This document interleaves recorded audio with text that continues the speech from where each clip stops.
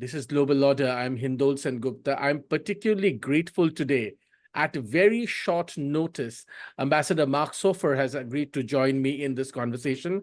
Ambassador Sofer was Israel's ambassador to India at a very turbulent time when the 26/11 attacks happened in Mumbai. Remember, that attack was not only on the people of India, but also that attack was aimed at Jewish people living in Mumbai. Now, the Jewish people have a long and illustrious history in the city of Mumbai, in India, and they were particularly heinously targeted in those 26/11 attacks that most Indians have never forgotten.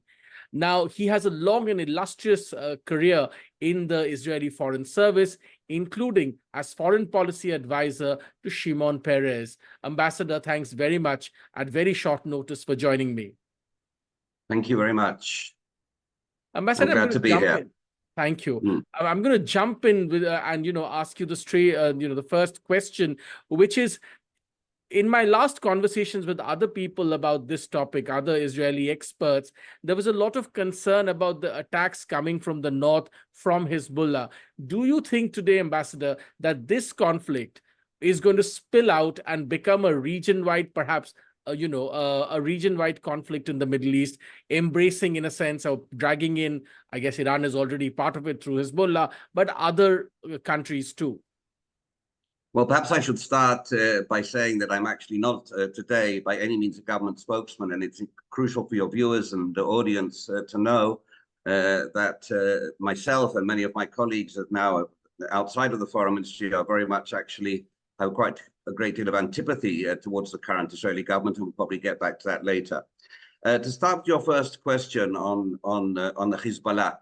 Well, in very many respects, you say Iran will be dragged in, but Iran can't be dragged in because Iran is actually behind what is happening. It's behind what is happening in the north. It's behind what's happening in Hamas. If anything, Iran is the mastermind of very much of what is going on. So it's not a question of dragging them in. It's a question actually of perhaps the opposite, of how do we drag them out of the situation. I'm hopeful indeed that there won't be any conflagration there is any major war in the north between Israel and Hezbollah, for the simple reason that this will cause enormous civilian casualties. Hezbollah is trying to drag Lebanon, because that's what will happen into the war. Lebanon is not Hezbollah, and Hezbollah is not Lebanon, and there's a great deal of anti-Hezbollah feeling inside of Lebanon that they're pushing them into a war which they don't want, and which they'll suffer terribly from. And we will too. Let's not beat around the bush there. So we don't want one. On the other hand, since October the 7th, since the horrors and the atrocities of October the 7th, Hezbollah has been launching somewhere in the region of 35,000 rockets, missiles, some of them very, very sophisticated, all Iranian supplied, into Israel on civilian targets. And we, of course, will respond. But we have responded in a way that hopefully will be able to avoid a complete and utter all-out war with Hezbollah. But as Hezbollah continues with this barrage of rockets against Israeli civilians, I fear that we may be finding ourselves closer and closer to a war with Hezbollah. I'm hopeful. I don't know about this government. Certainly the Israeli people don't want a war with Lebanon. We don't have any conflict at all with Lebanon, not territorial or political. The Lebanese might have one with us, but we don't have one with them. On the other hand, they will suffer enormously, as I said. And so we are hoping that perhaps a diplomatic solution will be found, that the Hezbollah will withdraw its troops, its massive military arsenal from the north of Israel, and stop launching incessantly missiles into Israel, and move backwards towards behind the Litani River, which is a river sort of quite a number of kilometers, tens of kilometers away from Israel, and will reduce their chances of being able to hit us, because so many of our northern civilians are not allowed to go back to their homes because of fear of life and death in the north of Israel. They're displaced. Ambassador, when the first attack happened on Israel on the 7th, many people speculated one of the reasons this attack happened was because there were statements coming, including from the US, that the Middle East had changed forever. The Abraham Accords were going to succeed.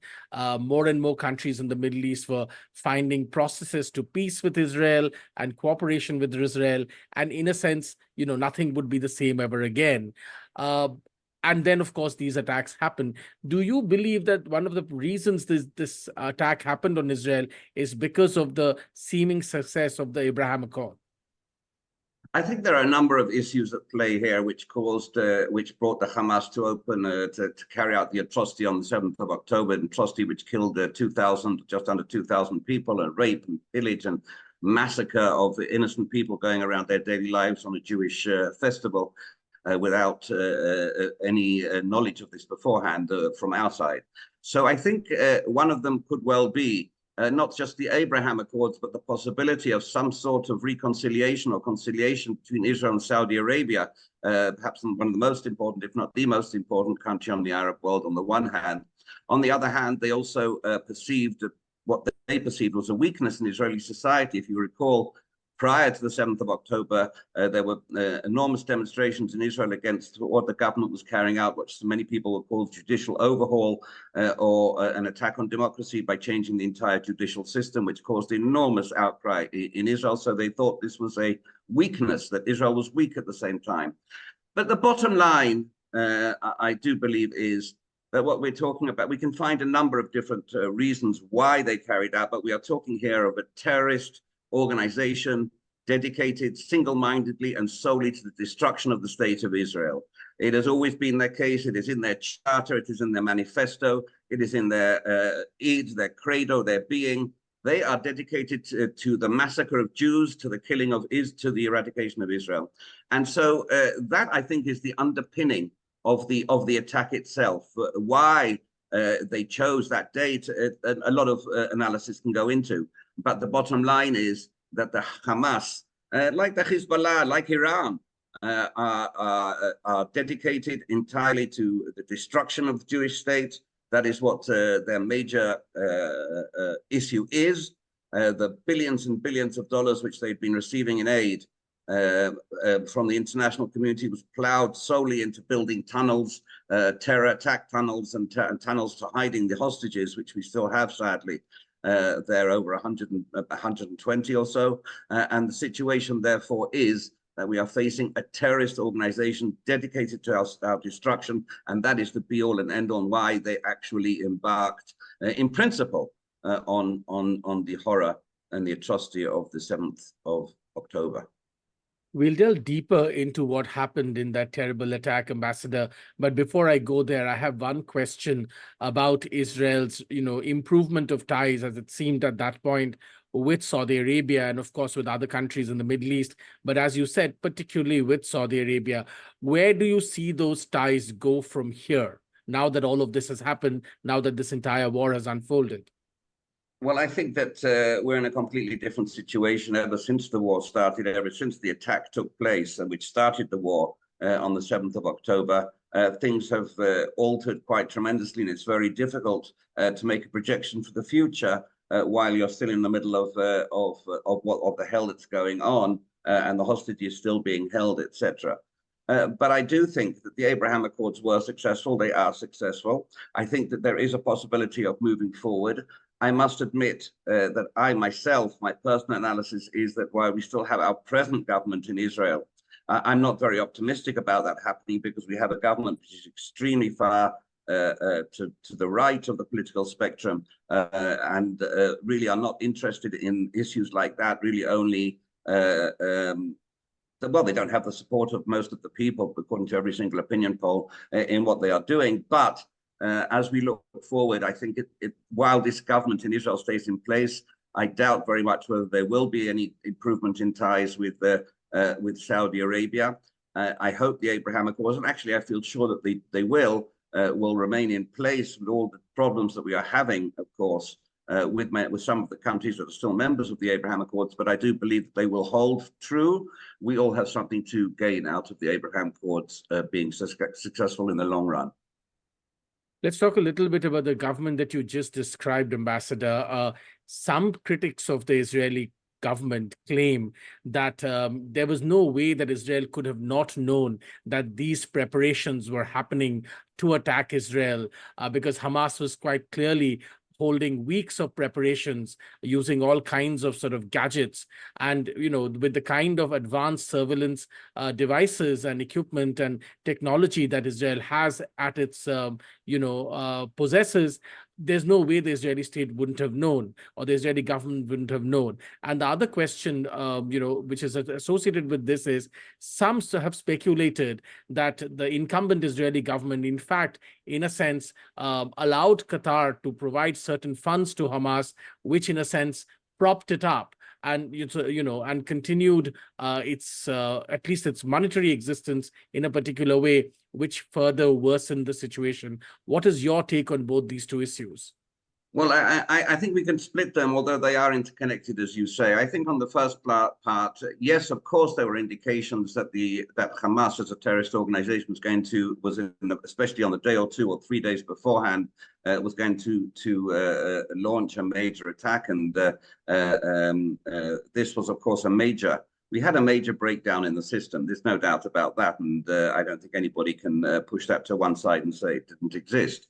The intelligence material, we knew what was going on, but we didn't add one and one together in the proper fashion, as we should have done. The information that was coming in was seen as a conceptual issue that we actually had managed to contain. Hamas. This was done by the government, and they had facilitated. In fact, Netanyahu was the one who had facilitated money coming in from Qatar into the Hamas. He allowed it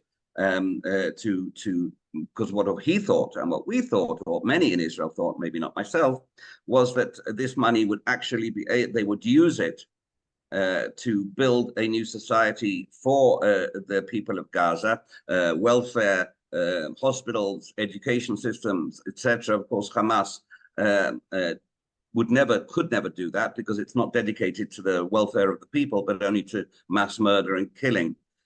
On the other hand, many have blamed the current Israeli government for trying to help Hamas in order to offset the Palestinian Authority on the West Bank, which they are at loggerheads, or they hate each other, to be honest, the Hamas and the Palestinian Authority, and that if we could offset one against the other, it would reduce the threat on Israel. Clearly, these concepts failed in their entirety. Clearly, it was misread, mishandled, and misplayed in every step of the way by Israel, by the Israeli government, by the military, and most of the players have taken responsibility. What we will need to do, and what will happen, it's not a question of if it'll happen, but rather when.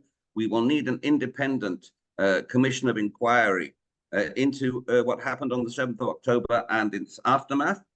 We will need to see into the real depth of how there was such a failure of the system on almost every level, and how the 7th of October came about without us taking the necessary measures prior to that.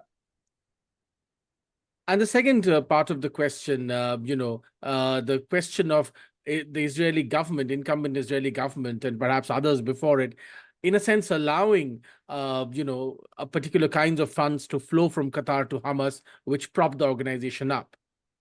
Well, I did refer to that, but I'll re-emphasize it. Yeah. Let's not forget Netanyahu has been in power for last 16 years, except for 1.5 years in the middle. And his concept, his belief was that if Hamas was short, essentially it would act as a bulwark, it would act as an obstacle to the rise of the Palestinian Authority. And the two are very, very much in conflict one with the other. And if you have them both at conflict one with the other, they will both be weakened. Clearly, that was the reason, that was his reasoning behind allowing money in to Hamas. Also, many in Israel, even those who don't support Netanyahu, believe that the good that the money went in because it would help the people of Gaza. And it was those who were against Netanyahu weren't always against the money, because they thought it would help them and allow and alleviate their plight. And their plight was terrible prior to the 7th of October because Hamas had done nothing to enhance the welfare of the people there. So that was the reasoning for good and for bad. Some of the reasoning was good, as I say, to help the Gazans. Some of the reasoning was bad to offset the Palestinian Authority. The bottom line was that the money came in, but this concept was proven on the 7th of October to be a complete and utter failure. And we found ourselves with Hamas that we had always feared existed, but had tried to somehow block our minds to that. And this needs to be deeply, deeply investigated by a commission of inquiry, and will be. Many, as I said earlier, of the senior officers in the military, in the intelligence community, in the security services, etc., have accepted responsibility for what happened on the 7th of October. Some of the senior military officers have already resigned. Others, including Chief of Staff, have made it quite plain that they plan to resign in the very near future, as soon as the military situation allows it. And even some in the political scene have said we take responsibility for what went on. Unfortunately, not everybody, and we are still eagerly awaiting for Netanyahu as Prime Minister to take responsibility. And those who are against him will say it doesn't really matter whether he takes responsibility or doesn't assume responsibility for what went on. As Prime Minister at the time, he is automatically responsible. So whether he assumes it or doesn't assume it is in a way relevant. That's where we are right now. Clearly, there's a lot of soul searching going on in Israel.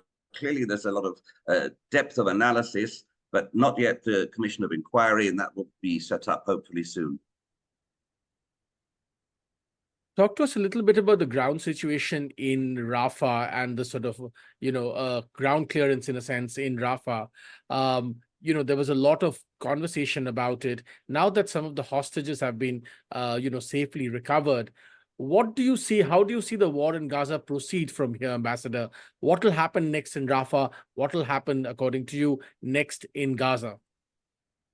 Well, it's a difficult thing to know. There's a lot of pulls and pushes in every direction. Rafah is the last of, or people, Rafiah is the last of the strongholds of the cities where Hamas is. I think, incidentally, I must say that there isn't a single person on Israel, those who support the government, and all including very much those who are against the government, who believe the government is taking us in the wrong direction every way. I don't think that there's a single person outside of the extremists, which hardly exist at this stage in Israel, who don't want to see the complete and utter decimation and eradication of Hamas. What they have done on the 7th of October is something which is so horrendous, so despicable, so bestial and devilish, that they must not be able to continue, neither as a military force in Gaza or as a political force, in other words, the running of Gaza. There's basically, I would say, 99.5% or something consensus, which in Israel, a country which is so split, a consensus of this nature is almost unheard of, that the Hamas must not be there as a viable power as we move into the future. What's facing us right now, I think, to a lot of us, is the question of the hostages. There are still 120 or so in Gaza. They are without food, with very little food, without medical aid. There are no visits by the Red Cross. Basically, they're held in dirty, dingy tunnels. For us, or for many of us, this is number one on the priority list. How do we save them? And many of them, of course, are dead, and are being killed, and we understand that by Hamas. There were a lot of elderly people, a baby of 1 year old. They just took any person that they could get their hands on, dumped them into trucks and took them into the tunnels of Gaza. I mean, real despicable behavior, of bestial in every way. So this is really number one on the list of almost all of us in Israel. There are those who say we should put the hostage issue aside and only deal with the eradication of Hamas. I think that those, despite the fact that they do exist in the Israeli government, I would say that they don't hold the sway. So the question really is, what next? Is difficult to know. Hamas could have said yes to any number of recent developments, which would have allowed us a hiatus in the fighting, which would have allowed the freedom of the hostages, the freeing of the hostages, and which would have allowed us to move forward into the what next stage, which is something we should have been discussing in Israel for some time. But whatever the case may be, nobody is of any doubt that Hamas must be decimated to the extent that it doesn't come back as a military force or a civilian ruling force. Yes, Ambassador, a lot of people have also seen, in a sense, a change of relationship in some senses between the US and Israel in this conflict. The Biden administration, especially in recent weeks, detractors of Israel would say has been rightfully tougher on Israel, but friends of Israel and many Israelis would say has been unfairly targeting Israel, including holding back weapons, money, and all kinds of things. This has created a lot of concern and conversation around the world.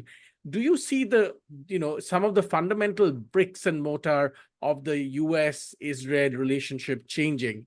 And I ask you also in the following context, if this war really, breaks out in a sense into the wider Middle East, and the relationship between Israel and America begins to turn shaky, especially because, America also has a big election coming up.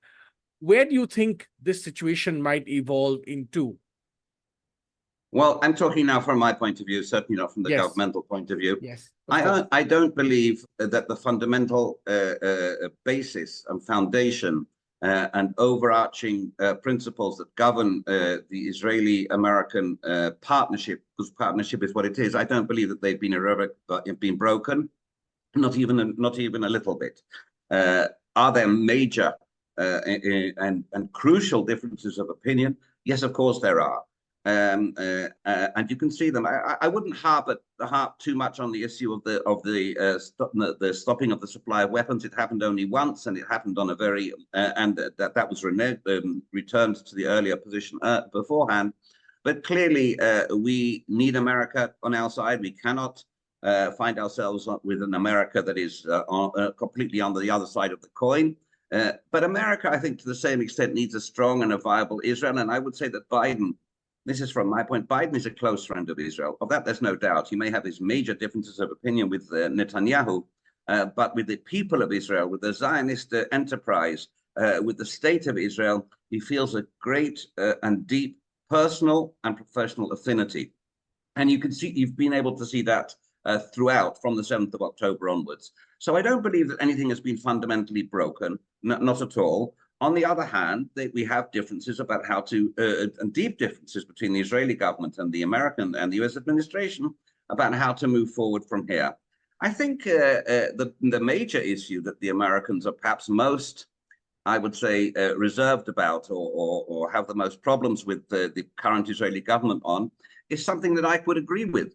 And that is what next?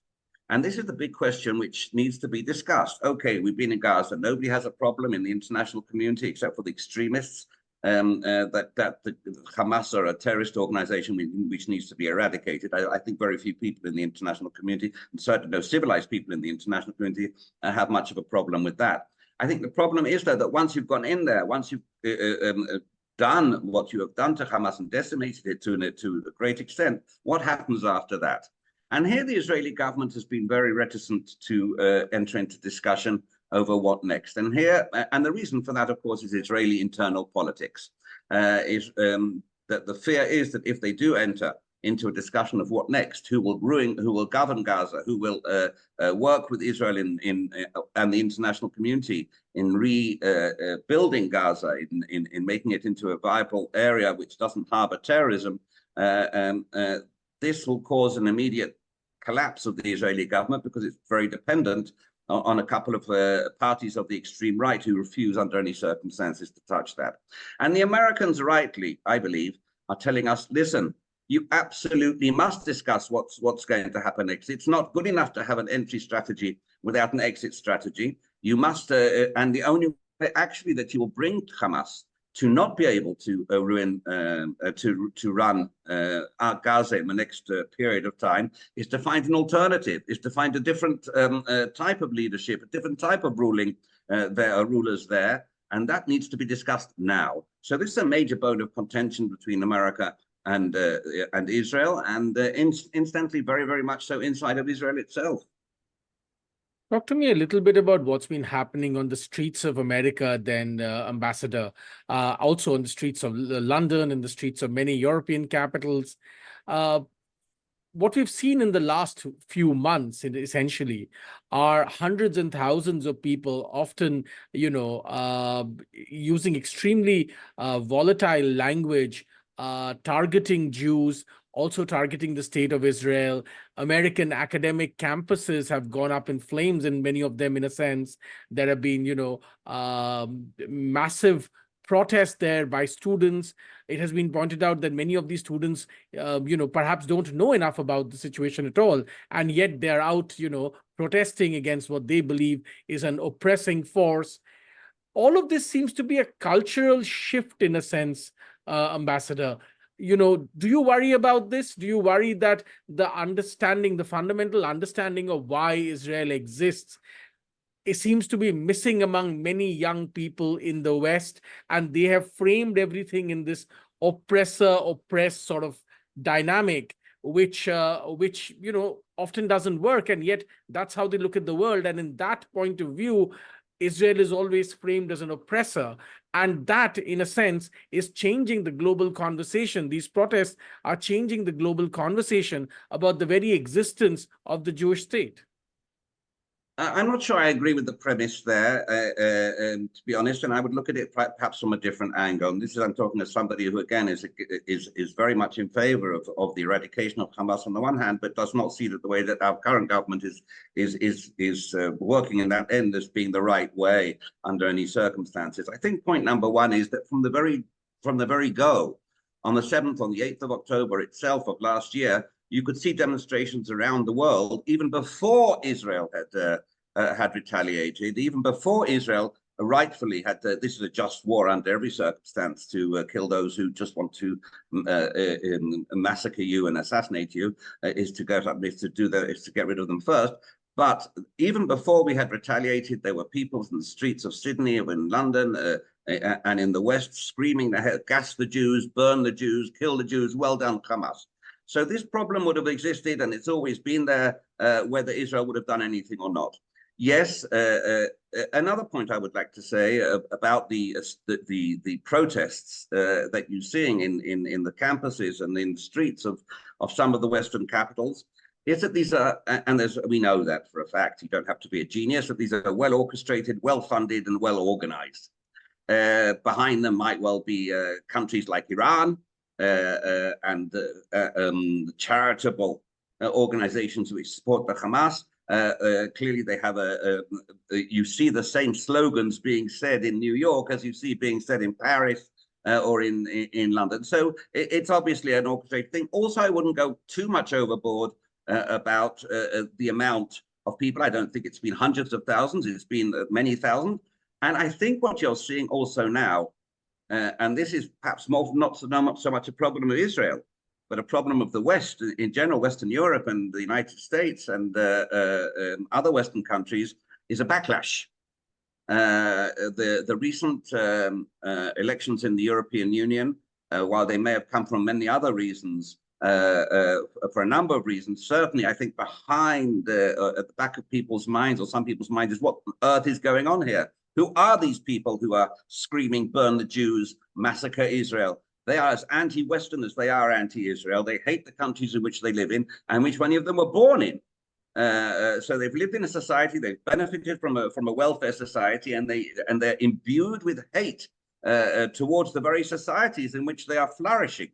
And there's a major issue of a question of immigration, as you can see, and that is really manifesting itself in elections throughout the Western world, in which there's quite a large swing to an anti-immigration policy. And the most recent, of course, was that of the European Union.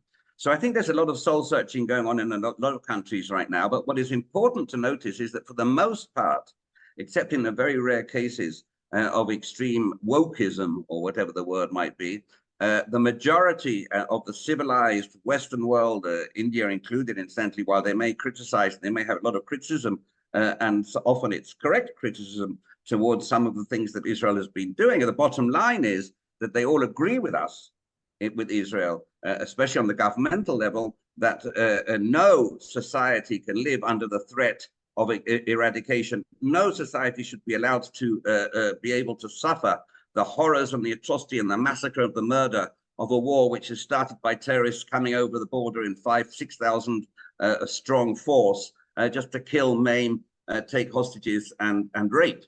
And that's what happened. And so there's more or less across the board agreement on that, and that hasn't changed. So the fundamentals still exist.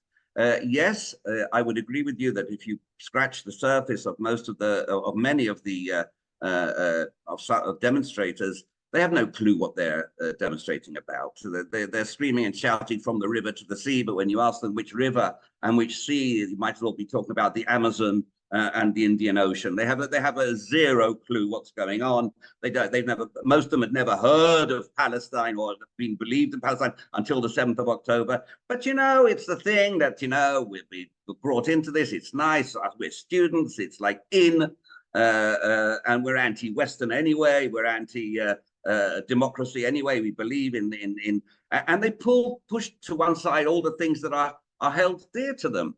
I mean, the LGBTQ community, the gay community and transgender community, which in Palestine, in Gaza, they would be hanged from the rooftops.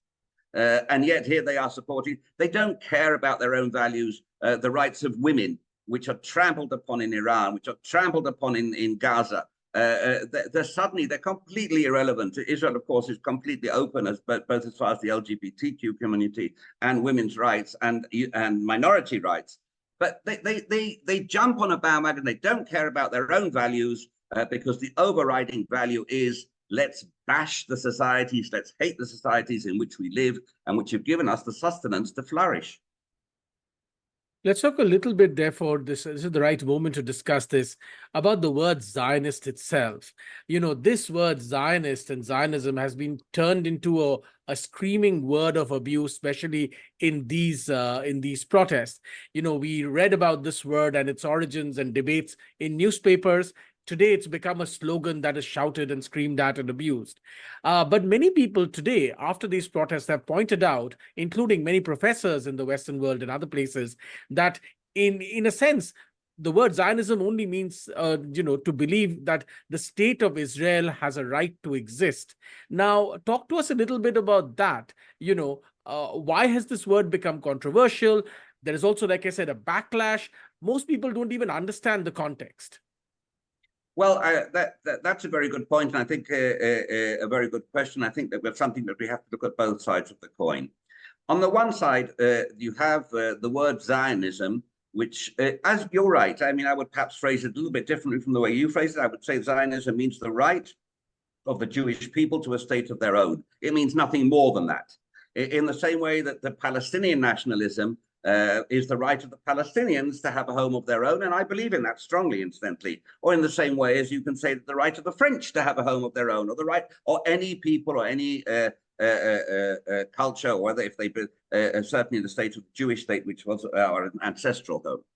So the one thing is that word Zionism has been denigrated and torn apart and taken to mean the policy of a certain government, which of course it is not. We have left-wing Zionism, you have central Zionism, you have right-wing Zionism, you have Zionism of all flavors, all types across the entire political spectrum. But unfortunately, and I'm one of those who believe this, although some would disagree, even in Israel, Zionism has become a buzzword, unfortunately, in certain circumstances, in certain circles for Judaism. Now, it's not woke to say let's kill the Jews. Some of them many of them have gone overboard and actually said that, the Jewish lobby, the Jewish this, the Jewish that. So it's become a sort of a euphemism or another word for Judaism.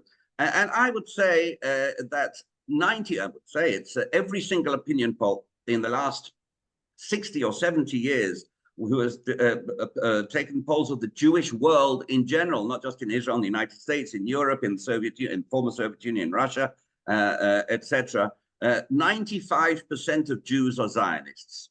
95%. They always pick out the few who are not, in the same way that I can pick out a lot of Muslims who are anti-Islam, or a lot of Hindus who are anti-Hindu, or a lot of Christians who are anti-Christian, and they portray them as being, look, Zionism is not Judaism, and they're trying to show that. But the bottom line is that Zionism and Judaism are inextricably interlinked. Incidentally, many millions, especially in the United States and in Christian world in South America and in Europe, of Zionists are Christian Zionists. Hundreds and hundreds of millions are not even Jewish. So yes, on the one hand, the word Zionism has been denigrated to mean something which it totally doesn't mean. On the other hand, it's become the sort of the nice euphemistic word for anti-Semitism, which is actually, or hatred or bigotry against Jews, which exists. You can see that Jewish institutions are being targeted, Jewish schools around in Europe, Jewish synagogues have been shot at and bombed in the United States and Europe over the years, all in the name of not anti-Jewishness, of course, but anti-Zionism. So on the one hand, they conflate Judaism with Zionism. On the other hand, they say, no, hold on, these are two different things. Let's hate the Zionists. So I think it's become a sort of a plaything among the extremists.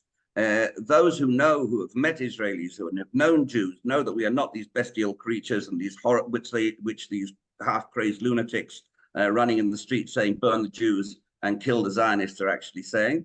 But the world is made up of unfortunately, a great deal of extremism. We have it in almost every country that exists. Unfortunately, we have it in Israel as well. And there's no two ways about that.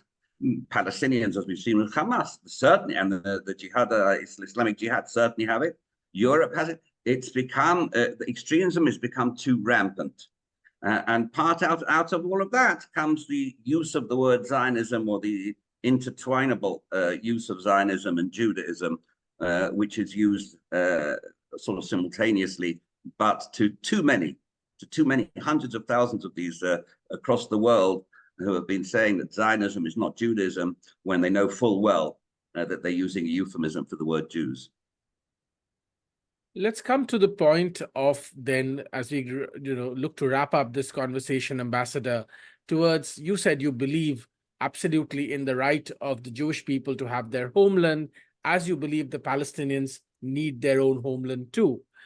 Do you believe in the two-state, two-nation theory? Do you believe it still exists? Do you believe it's still viable? Salman Rushdie, our author, recently said that, look, when you're saying the Palestinians need a homeland right now, what you're essentially saying is that is a territory that will immediately be controlled by Hamas. Now, when it's controlled by Hamas, they will immediately, regroup and do the same thing and target the Israeli state in the same way. Therefore, this is an endless battle. This cannot, this is not viable. Now, some of us who've read the history know that there is some truth to that, Ambassador. In 2005, when Israel moved out of all the Palestinian territories, including, we have heard that some graves were also removed.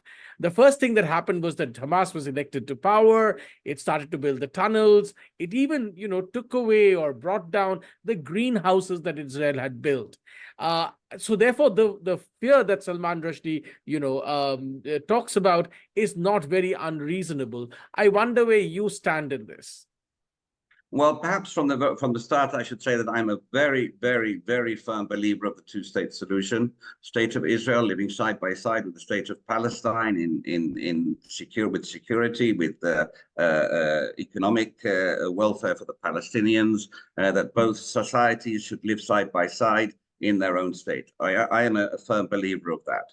Of that, there's no doubt. Of course, it encompasses and brings in with it a great deal of risk. One of them is the one that you mentioned, of course, of Salman Rushdie. I'm not entirely, while it is a scenario which one has to be very, very careful of, very wary of, that it might come into play. I'm not sure that if we play our cards right, that actually is the most likely scenario.